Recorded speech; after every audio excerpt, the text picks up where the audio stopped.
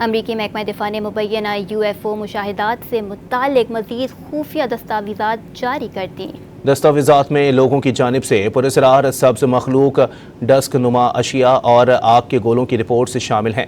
अमरीकी सदर के हुक्म पर इससे कबल 8 मई को भी नामालूम फ़िज़ाई अशिया से मुताल्लिक कुछ शवाहिद जारी किए गए थे।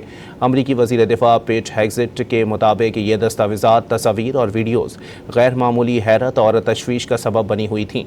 अब वक्त आ गया है कि अमरीकी अवाम खुद ये सब देखें। अमरीकी महकमा दिफा ने मुबैना UFO मुशाहिदात से मुताल्लिक मज़ीद खुफिया दस्तावेज़ात जारी कर दी। दस्तावेज़ात में लोगों की जानिब से पुरस्रार सब्ज़ मखलूक, डस्क नुमा अशिया और आग के गोलों की रिपोर्ट से शामिल हैं। अमरीकी सदर के हुक्म पर इससे कबल 8 मई को भी नामालूम फ़िज़ाई अशिया से मुताल्लिक कुछ शवाहिद जारी किए गए थे। अमरीकी वज़ीर दिफा पेट हेग्ज़ेट के मुताबिक ये दस्तावेज़ात, तस्वीर और वीडियोज़ गैर मामूली हैरत और तशवीश का सबब बनी हुई थी। अब वक्त आ गया है कि अमरीकी अवाम खुद ये सब देखें।